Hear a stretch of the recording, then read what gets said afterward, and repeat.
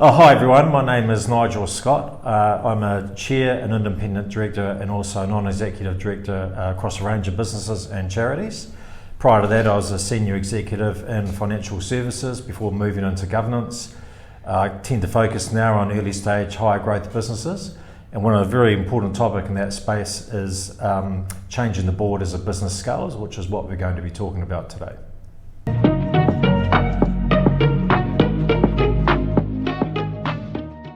Hi, welcome to Governance Bites. My name is Banicevich, and as you just heard today, I have the pleasure of spending time with Nigel Scott. Nigel, thank you very much for your time. Pleasure. This topic is a really interesting one about changing the board as the company scales. And as you said, you do some governance work in startup businesses as well as scale-up businesses. So you've got some experience in this space. So the first question I have for you then is, what fundamentally changes in governance when a business moves from startup through to scale-up? Yeah, so it's around the state of the business, what the business requires, and the evolving strategy. And it is quite a different skill set from being on a startup board through to a scale-up. And it's, for directors, they've really got to look at it and go, look, am I good for the journey throughout that cycle? Have I got an interest in specialisation in more than one over the other? And really the trick is the director being honest with themselves and going, actually, at what stage and where am I going to play? And also the chair of the board having that oversight and going, what does the company need? What does the board need? And have I got the right skills around the board table and have enough courage to make those calls, because they can be challenging. Right, that makes sense. What triggers a founder-led board to stop being fit for purpose? Yeah, so you've really got to look at it, and you can do board reviews, you can do skills matrices, which I'm a big fan of.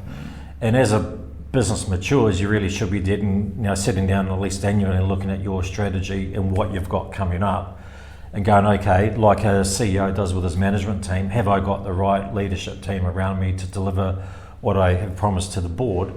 And then, as I said, with the chair, they've got to look at it and go, have I got the right set of skills to support the management as we transition and deliver on the strategy, and have I got the right people around the oversight and the skills to add to what the business needs? Right. What are the warning signs that a founder board dynamic is not serving the business anymore?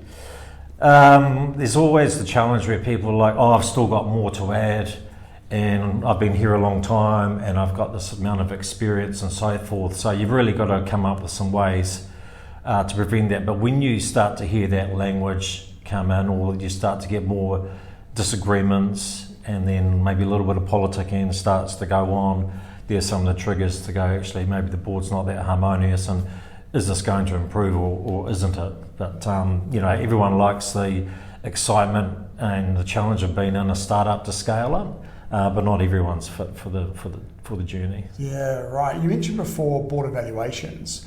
How frequently would you do those evaluations in the early stage of a business? Because that's probably one of the key methods through some honest feedback that you identify those gaps. Yeah, and it really comes down to how you select your board, because a lot of it in the startup is, who's put in the biggest check, or who do I know, and these sorts of things, and it's not always the right way to look at it. But looking at the board evaluation, and there are a number of ways to do it. As a business gets more mature, you can, and we have done this, actually had a board observer come in from a board evaluation business and actually seen the dynamics at play. Right. And then done separate interviews with directors and provided feedback, which has been quite illuminating. But of course you don't really have the time or maybe even the money to do those in the earlier stages, so you can do your own skills matrix. But the way that we tend to do it is, we'll do a board evaluation once a year, and that's really as simple as a set of sort of 30 odd questions that each director answers, and then we collate it and discuss it as a group. But the skills matrix is the right one, and the one that I use, which has evolved, and I do tweak it for different businesses, that might have sort of 15 to 20 different skills that we're looking for, whether it's governance or maybe some operational expertise or industry expertise, and then right through to marketing and legal and the usual housekeeping type ones. And then we just look at it across the board and make sure that we're trying to cover everything and not doubling up on too much. Otherwise we'll end up with a bit of group think and everyone approaching it from the same perspective. Right, that makes sense. What is the primary role of a board at startup stage versus scale-up stage? Yeah, so probably in the early stage it's about survival. right? And that's access to capital, what I call smart capital, and this is where you can use your shareholder base quite strategically. So we just don't want investors that are along for the ride and want to get an update every quarter or half a year, whatever it is. You want people with connections where the CEO or the MD can ring them up and go, hey, I've got a bit of a problem, or do you know this person that you could introduce me to? And that's also a challenge for directors because, as I like to say, it's noses in and fingers out. So you've got to be careful not to cross that line where you're in there being an executive, or this is how we did it in my day, and you've got to let the MD or the CEO run with that freedom, but they have to be supported. Yeah. And that's really important because you're basically bootstrapping a business in the early stages. And then, of course, as a business gets further along and bigger, and if you're going into different markets and offshore expansion, which we're doing with one of our businesses, that is quite a different skill set. And you go, okay, well, we've got to go and crack this market. Who do we need to get in to help us do that? And that's very different from setting up on day one and getting the business moving. So a couple of things in there. One is at the early stages, your directors are often also going to be almost consulting to the business as well, whether it's providing skills or providing resources, contacts, those sorts of things. And the major need of a business at that stage, as well as that initial skill set, is money. So there's a huge portion of it's going to be capital raising. And then as you scale, the capital raising necessity will hopefully reduce, although sometimes that expansion requires its own capital, but you're going from startup capital more into second round or third round raises, which can be a bit different in itself. But then you also need expertise in different areas such as different markets and international expansion, those sorts of things. Yeah, and the capital is an interesting one because the normal life cycle of a business, I've got a great idea, you rope in the friends and the family and their connections, and then you're into the high net worths, and then you're into sort of maybe it's VC or PE or institutional money over a number of years, and that's quite different to have to they're different audiences, right? They need different things, and the more you get into that mature, the higher the degree of information the investor wants, the reporting that they want. They're looking at the board a little more critically, particularly if you're an institution, and going, actually, who are these people? Do I know them? And they might even want to talk to them as well, not just the chair. Yes. And then you sort of get into the whole thing around roadshows and keeping your investors up to date and that sort of thing. So the need for capital will always be there, but the type and the source of capital will evolve and be quite different. Yes, yeah, that makes a lot of sense.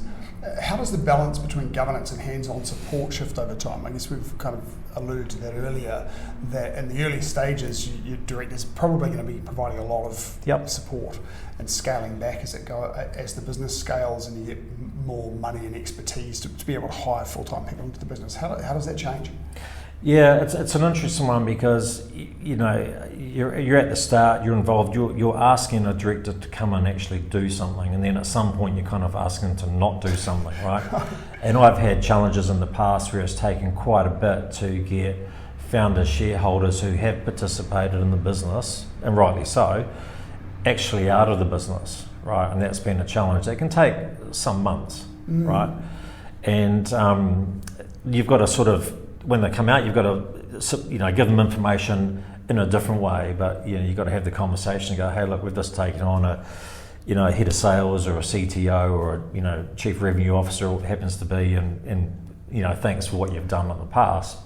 But that's not a here today, gone tomorrow discussion. It normally evolves over time, which makes it a little bit more awkward because it's a transitionary process. Yeah. Because the new person coming in full-time or part-time or whatever that may be will probably lean on that director. It's important for them to get the history. But if you're recruiting into a business and have been a CEO of a business, you're bringing someone on because you've got a job they need to do, but you also bring them on for their ideas and their input, particularly at a leadership level. And so they've got to have the freedom to be able to do that. And one thing that does make a leadership team nervous is overreach by a board in their day job. Right? And it makes it awkward. So once you've got that leadership team in place, it has the chairs to kind of pull the director team back. So what we'll do is as we have our board meetings, we'll normally schedule the leadership team. They might present 2 or 3 times a year and that's how we get their view, and then they come in and speak to their part of the business. Whereas earlier on, the CEO tends to front it to the board, and everything kind of goes through them. Yes. Yeah. Right. We've talked a little bit about this, about board composition and how that changes as the company grows. Initially you're going to be bootstrapping, as you said before, so your early directors are going to be quite hands-on. How does the board composition change as the company grows? Yeah, you've got to keep coming back to that skill set and back to your strategy, right? So this is what we've got to deliver on, which is exactly, as I said before, how the CEO would approach, and the board would expect the CEO to approach their leadership team. Yes. Like that evolves, and the board is no different. And one sort of approach that I favour is that the board is a defined term for a director, right? 3 years. Right. And then at the end of the 3 years, it's actually, because ultimately the shareholders make the decision, Yes. right? So the chair's got to have to go back to the shareholders and go, well, we want to renew this term because this person adds this, or, but it's also a natural point to go, actually, there's a review period in here. And I think when there's a defined review period like that, everyone has an expectation that, look, there has to be a look at this thing from both sides, and is it good for another 3 years or not? And when you look at something over the next 3 years, that's quite a long time horizon. It is. And it's a lot better to do that than having someone who's just sitting on the board and you go, hey, your time's up. Would you tend to have people for a full 3 years in that initial stage, or would you tend to have some shorter terms? And I guess one of the things that comes out of this is you ultimately don't want your terms of all of your directors ending on the same year. No, you don't. So you want to stagger it so that, exactly right.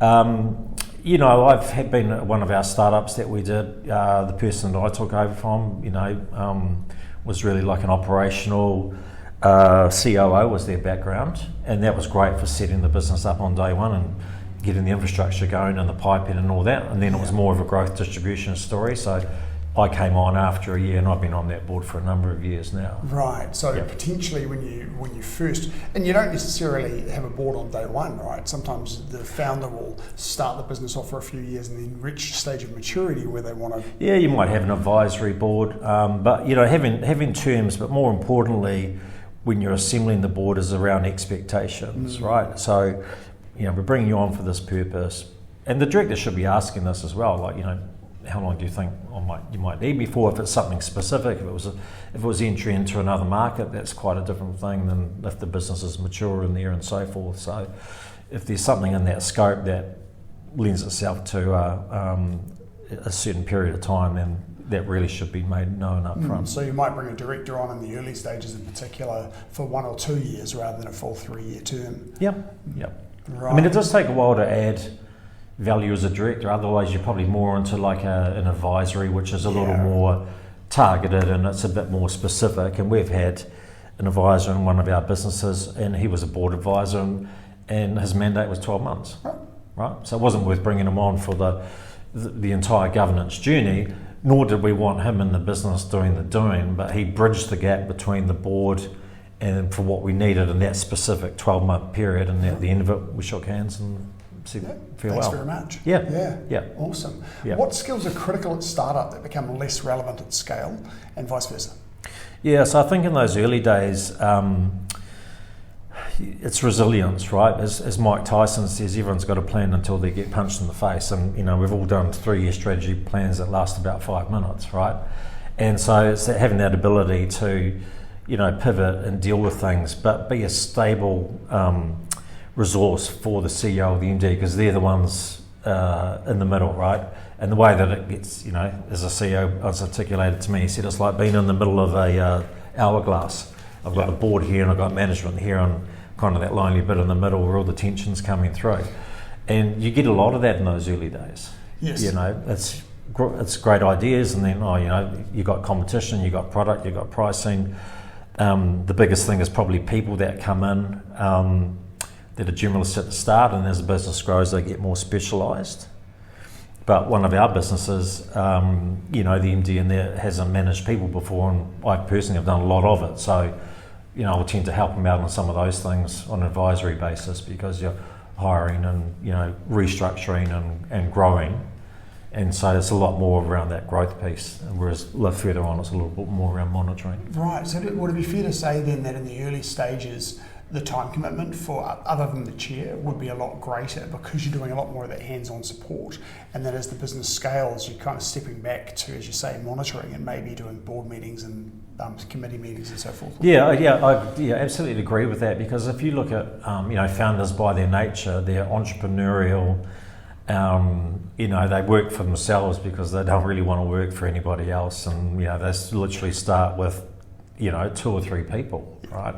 But as the business gets more successful, and you're going, well, hold on, you've now got a leadership team of 8 people, and you need to be doing KPIs and performance reviews and policies and procedures, and their eyes glaze over, and that's not really for me. So that's quite a different skill set. Yeah.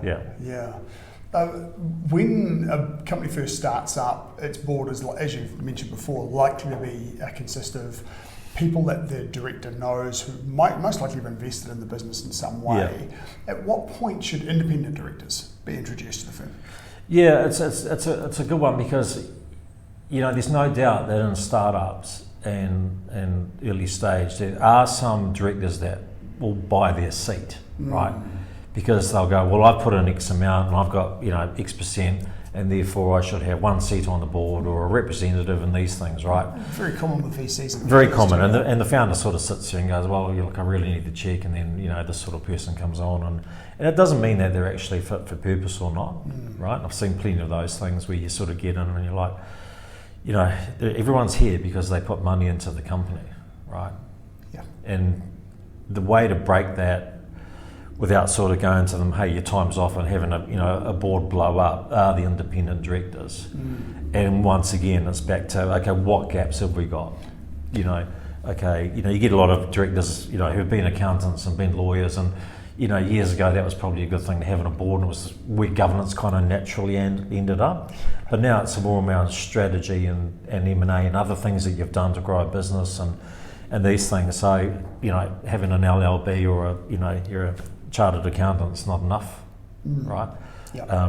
But that's down to the chair to manage that, and bringing on an independent, at least 1 or 2 is quite good too, because also when people have bought, or been shareholders or are shareholders and they're on a board, there's voting blocks and other dynamics that get in play, and I've seen shareholdings weaponised around the board table because of that, and having an independent director can be a circuit breaker. Right, and you've got the issue there where your duty as a director of a company is to the company, not to. It's a really good point, and I have to remind people of that you have appointment rights, and you're there, because so and so appointed you, or whoever it was.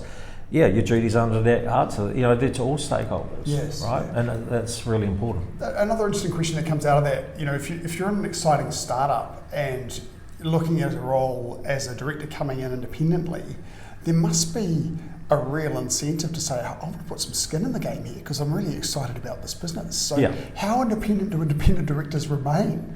Yeah, so I invest in the companies that I'm on the board of, because I like the story and I like the people, and I think shareholders on the whole like to see directors have skin in the game. The IAD rule, which is the one I kind of go with, is anything over under 5% is you're classified as independent. Right. Yeah. Right. Yeah. So as long as you're not, a majority shareholder or a Yeah, you can't be. I mean, some of the ones I'm involved in, I am a non-exec, not an independent director. Probably, I think I'm into maybe 2 of my 6, something like that. So an insignificant shareholding. Yes, yeah. One day, hopefully significant. Well, or hopefully the business just scales such that you're less. Exactly. How do governance expectations shift once you mentioned this before, the institutional investors, once they come in? Once your VCs and your PEs and stuff come in and say, we want a seat at the board, how do the governance expectations change? Yeah, it changes quite a lot, and particularly around the flow of information, the cadence of reporting, and the quality of it as well, right? You have a different expectation, because you have to remember that, VC and PE investors are therefore their investors. Right, and so they've got reporting that they have to do, because they've got some of these funds are actually pretty large. They won $200 million, and they could have NZ Super as one of their investors, or ACC or whatever. So they've got to report back to their people too. So whatever they need, it kind of flows through, and it ends up in your boardroom. Yeah. Yeah. Right. Does the cadence of the meetings change? Because presumably once you get your institutional investors will often be in the boardroom, but not in the business. Yeah. And we've talked before about how in the early stages you're very supportive, and in the later stages you're stepping back a little bit more. So when you're stepping back, you tend to want meetings about every 4 to 6 weeks, right? So you get that regularity of reporting. And how frequently are the board meetings at the early stages? Are they also frequent because you're doing so much, or does your cadence change? You'll probably find in the early stage like it's every month. And having been a CEO in a business where you're reporting to the board every month, there's a lot of work that goes on for that, and it can be a major distraction because the board members want their board papers out 3 days, 4 days before the meeting. Your board pack could be probably 80 to 100 pages. You've got to get it all from your leadership team, and you've got to critique it, so there's another week. So you're starting to work on a reporting cycle to reporting cycle. Yeah, right? and so you've got to look at it and go, well, what's the benefit of that? So, a couple of the boards that I'm on at the end of last year, we're well established now, and we said, okay, well, let's make the governance fit for purpose, because you can always have an unscheduled meeting if there's a problem, right? And so one of those ones we've moved down to sort of 8 a year. Okay. And then another one we sort of do every second one via Zoom, and it's more probably around like dashboard reporting and a little more operational around metrics and those things. Yeah. And then the others, they're all in person, and they're way more strategic. Okay. And that's how we kind of. So your reporting differs for each of those meetings? Yeah. Okay. And are your meetings then tied to, and because with a number of 8 makes it quite difficult, are they tied to quarters in some way? You've got to do it around, like say year end, and then audits and things like that. There's definitely things that you go, okay, we need to have them around these dates. Yeah. And you all want, your final budget sign-offs and all those sort of things need to be done by sort of March and those things. So, we always sit down usually November the year before, and we'll do the annual board work plan. Right. And then we'll look at the meetings and then make sure that everyone can make all those. So important to have your holiday schedule well in advance. And then we roll with it from there. And look, there are times where you've got to go, hey, something's come up, we will need to jump on a call for half an hour. And everyone knows that that's an expectation, but it's not that often you have to do that. No, that makes sense. Yeah. Where do boards most often get it wrong during this transition from startup to scale? Hanging on too long, right? As I said before, I've got more value to add, and and it's no different than if you've ever had to transition a CEO out of a business, like that's a tough gig, right? And it's no different with directors, and also with chairs as well, right? And I was talking to someone the other day, and they asked me a question. They said, we've actually got quite an established board, and we've got directors that sort of turn up late, send in apologies, leave early, and these things, right? So and I said, well, to me that sounds like they're no longer engaged, and they've actually been on the board quite a while. So when you're starting to see times, it may be signs of fatigue, or even boredom, I don't know what it is. Yeah. But you want people there for a reason. And as I say to the CEOs that I'm chair of, look, your board meeting is your chance to sit down with these 4, 5, 6 people and actually present the issues that are really keeping you up at night, and what's keeping you awake, and what you need help with, right? That's what a board meeting should be about. I've seen CEOs come in and they treat the board meeting like an audit. They just don't want to be there and get asked the tough questions, right? So you've got to change that narrative and encourage people to be in there. That means you've got to have the right people around the table. Yes. Yep. Yeah, so this, as you say, the ones I've still got more value to add, but you'll get to the point where the value that you add is less than the value of the other person that would. And that's sometimes you might say, okay, well, we kind of get that, and why is that? It's because of A, B, and C. Okay, well, A, B, and C will be done within 6 months, or done in a year. So the next AGM, we want to bring in someone different. So there's softer ways to do it. Yeah. Right. But you don't want to leave it hanging out there and ignore it. No, absolutely not. Yeah. And I guess a good director should also always be of the mind that their time on any board is going to be limited. Yeah. And they should see that cycle. And when you do your board evaluation or work through your skills matrix, you should say, actually, I'm not the right person for this role anymore. And I absolutely agree with that. And but ego can get in the way. But most of the directors that I'm on boards with, they've all been senior executives, C-suite.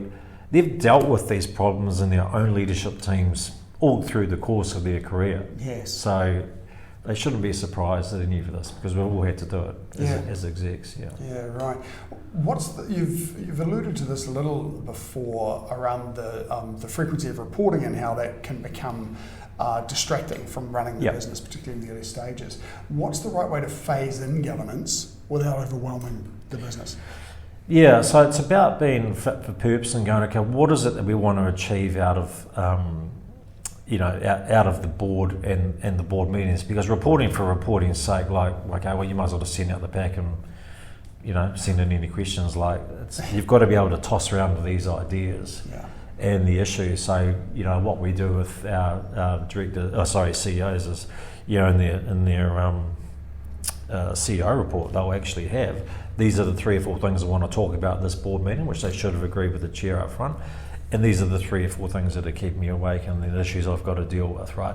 And the good thing with that is it focuses everybody going, right, we've got to talk about these.